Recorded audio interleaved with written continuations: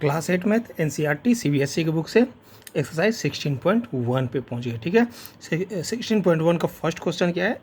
Find the value of the letters. ये जो letters हैं ये लेटर्स के वैल्यू फाइंड करने हैं। जैसे यहाँ पे ए लेटर है, यहाँ बी लेटर है। ठीक है, ये 2 डिजिट नंबर है। ठीक है, जैसे ये 32 हो सकता है, 34 हो सकता है, 35 हो सकता है, कुछ भी हो सकता है। ठीक है, तो इस लेटर की जगह में कौन सा नंबर आएगा सिर्फ इतना ही हमको बताना है। और इस लेटर की जगह में ये कुछ भी हो सकता है, 52, 62, 72, 82, 92 कुछ भी हो सकता है।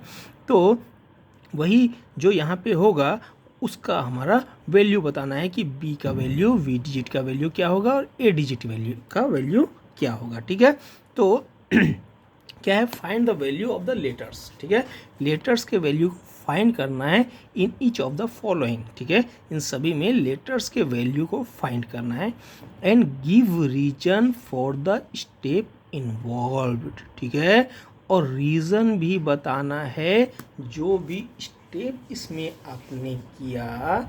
ठीक है, जो भी स्टेप इन्वॉल्व है इसमें उन सारे स्टेप्स का रीज़न भी देने का है। ठीक है, सिर्फ बना देने का नहीं है, साथ में हमको क्या करना है? रीज़न भी देने का है। ठीक है, तो फर्स्ट क्वेश्चन देखते हैं 3A25। ठीक है, अब देखिए ये है पहला क्वेश्चन है 3A25 इक्वल टू क्या है?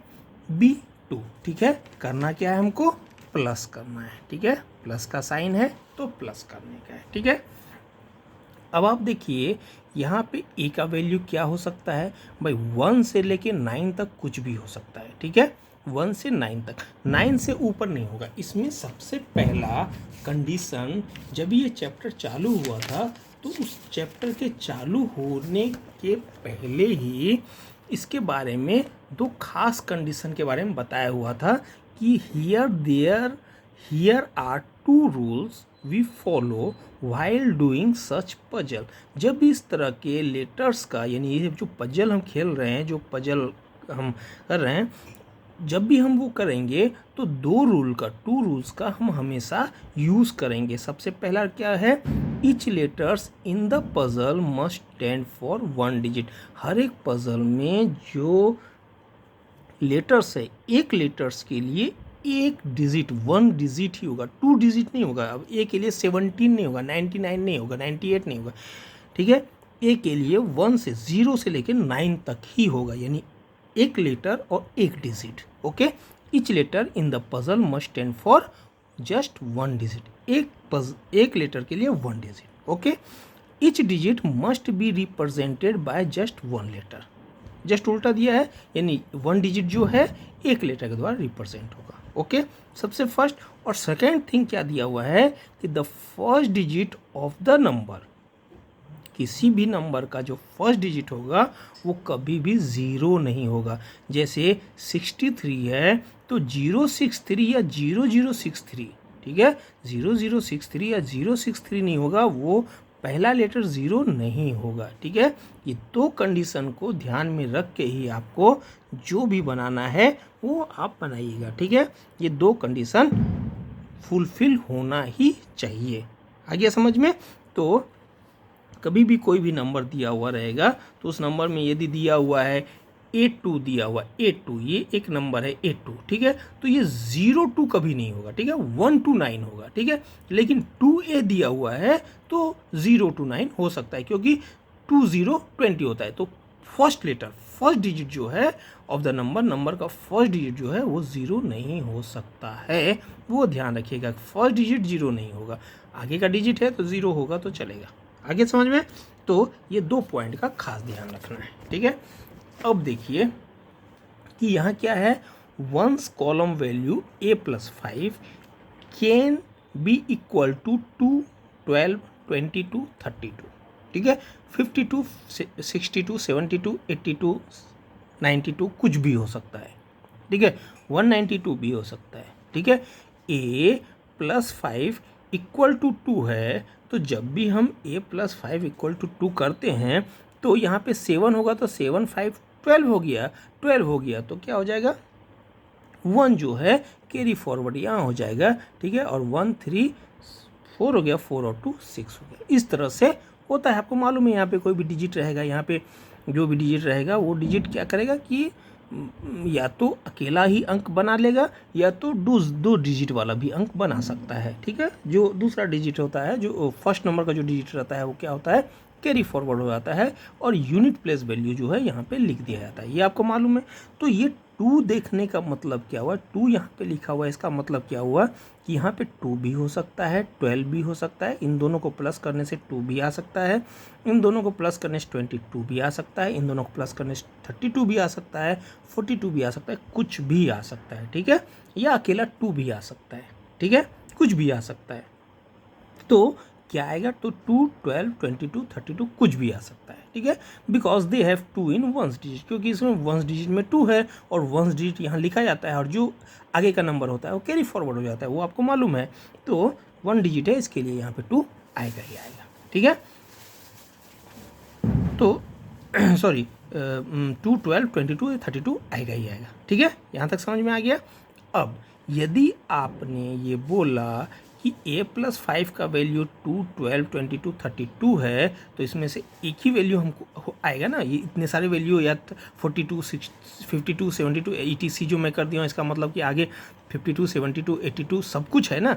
तो 4 वैल्यू तो आ नहीं सकता, एक ही वैल्यू आएगा। तो अब एक वैल्यू के लिए हम चेक करते हैं। तो मान लीजिए a+5 = 2 है, ठीक है। a+5 का वैल्यू, a और 5 को जब प्लस किए, ठीक है, इसको दोनों को प्लस किए तो मान लीजिए 2 ही आया, ठीक है। 12, 32, 52 नहीं आया, सिर्फ 2 ही आया। तो 2 आया तो होगा क्या, a+5 = 2 आया, तो मतलब a का वैल्यू जो है वो 5 ये साइड में चला जाएगा, 2 - 5 हो जाएगा, यानी -3 हो जाएगा, ठीक है। a का वैल्यू जो हो जाएगा -3 हो जाएगा। लेकिन आपने देखा है कि डिजिट वैल्यू कभी भी माइनस में नहीं होता है, ऐसा नहीं लिखते हैं 32 को 3 - 2 32 ऐसा लिखते हैं। 3 - 2 तो एक कैलकुलेशन में आ गया, ठीक है। तो जब भी 32, 42, 52 उसमें कहीं माइनस और ऐसा कुछ नहीं होता, ठीक है। पूरे नंबर के साथ माइनस होते हैं, लेकिन एक ही डिजिट के साथ माइनस, एक ही डिजिट के साथ प्लस कभी नहीं होता है। तो -3 आया तो माइनस डिजिट पॉसिबल है ही नहीं, ठीक है। तो ये 2 जो है वो फेल हो गया, ये वाला 2 जो था वो फेल हो गया, ठीक है। अब 12 के बारे में सोचते हैं। a+5 का वैल्यू मान लीजिए 12 है, ठीक है। तो मान लीजिए 12 है तो a का वैल्यू कितना हो जाएगा, 12 में 5 गया 7, ठीक है। तो 7 12 में 5 गया 7 आया, तो 7 जो है वो प्लस में है, मतलब इसमें कोई माइनस वाइनस साइन तो है नहीं, तो इसका मतलब ये तो हो सकता है, ठीक है। इसका तो चांसेस है, ठीक है। पहला ऐसा मिला हमको जो कि चांसेस है, ये तो मिला चांस ही नहीं था, ये इसका चांस हो सकता है, ठीक है। अब 22 के बारे में सोचते हैं। तो a+5 = 22, ठीक है। तो a का वैल्यू कितना जाएगा, 17 हो जाएगा। 17 हो गया। आपको अभी मैं बताया कि each letter stand for 1 digit ना, 2 डिजिट नहीं ना। तो ए के लिए 17 2 डिजिट वाले संभव ही नहीं है, डिजिट तो 1 ही। तो ए स्टैंड फॉर 1 डिजिट, ये हमको मालूम है कि A stand for 1 digit only. So a = 17 can not be possible, ये हो ही नहीं सकता है, क्योंकि ये हमारा शर्त ही है, शुरुआती पजल का शर्त ही है, कंडीशन ही है कि 2 डिजिट वाले 1 लीटर के 2 डिजिट नहीं हो सकते हैं। तो ये तो हो ही नहीं सकता, ठीक है। तो ये भी हमारा कैंसिल हो गया, फर्स्ट वाला भी कैंसिल हो गया, एक बीच वाला बचा है, ठीक है। अच्छा, अब हम सोचते हैं 22 की जगह में 32 के बारे में, ठीक है। 32 का देखते हैं तो क्या क्या होता है कि जब भी आपने a+5 = 22 लिया तो a का वैल्यू 17 आया। तो आप खुद ही समझिए कि 32 लेंगे तो क्या हो जाएगा, 27 आ जाएगा। 42 ले जाएंगे तो 37 आ जाएगा, बड़ा आता जाएगा। इसका मतलब हम सीधा सीधा लिख सकते हैं कि also value of a+5 = more than 22, ठीक है। 22 तक तो हमने देख लिया था। तो more than 22 is also not possible, ठीक है। ये भी पॉसिबल नहीं है, क्योंकि हम जानते हैं कि इस केस में क्या होगा, a का value will more than 1 digit, क्योंकि उस समय भी a का वैल्यू जो होगा, उसका जो डिजिट वैल्यू होगा वो 1 डिजिट से ज़्यादा होगा, ठीक है। और हमको चाहिए सिर्फ 1 ही डिजिट वाला। तो पहला हमारा एक क्लियर हो गया। देयरफॉर वैल्यू ऑफ a क्या हो जाएगा, विल बी 7 या एज = 7 हो जाएगा, क्योंकि एक 7 ही ऐसा था जो हमारा ओके बता रहा था, ठीक है, आगे समझ में, आगे का जितना भी 32, 42, 52 सब कैंसिल हो गया। ये हमने बता दिया कि ये संभव ही नहीं है, तो सब कैंसिल हो गया। इसका मतलब क्या हुआ, ये का वैल्यू सिर्फ 7 होगा। तो अब आप फर्स्ट कॉलम आपने वंस कॉलम वैल्यू जो था, ये वंस कॉलम है, ये टेंस कॉलम है, तो वंस कॉलम वैल्यू में ए का वैल्यू 7 आपने लगभग फाइंड आउट कर लिया। ठीक है, तो फाइंड आउट कर लिया तो क्या हो जाएगा, 7, 5, 12 हो जाएगा। तो 1 कैरी फॉरवर्ड यहाँ होगा, तो 1 कैरी फॉरवर्ड यहाँ पे होगा, तो 1 और 2 3, 3 और 1 और 3 4, 4 और 2 6, बी का वैल्यू क्या हो जाएगा, 6 हो जाएगा।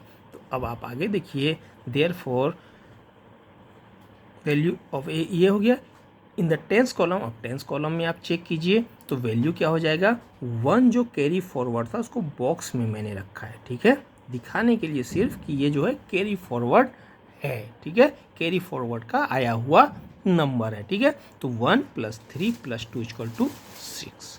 ओके, तो अब क्या लिख सकते हैं हम कि 3a के जगह में a का वैल्यू 7 आया था, तो 3 7 हो गया, और 2 5 तो था ही नीचे, तो 2 5, ठीक है, इक्वल टू नीचे क्या था, b2 था, तो b का वैल्यू 6 आ गया, 6 और 2 हो गया। ठीक है, इसलिए a का वैल्यू 7 हो गया और b का वैल्यू 6 हो गया। आ गया समझ में? बस ये इतना ही आपको सोचना है, इतना ही आपको करना है। ठीक है, लेकिन इसमें क्वेश्चन में खास पूछा हुआ है, ठीक है, बोला हुआ है कि आप जो है ये क्यों, मतलब give reason for the step involve. ठीक है, स्टेप जो इन्वॉल्व है उसका रीज़न भी देना है, इसलिए थोड़ा बहुत कुछ लिखना पड़ेगा।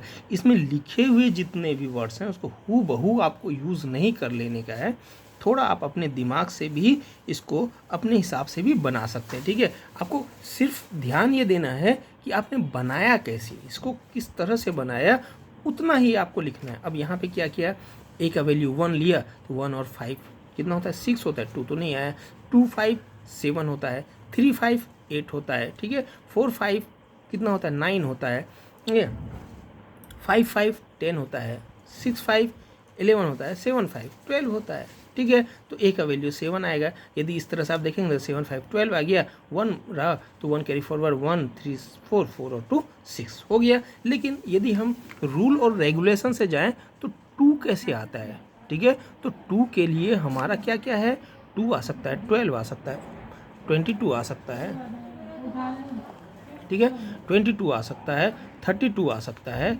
42 आ सकता है, कुछ भी आ सकता है। ठीक है, तो 42 आ सकता है।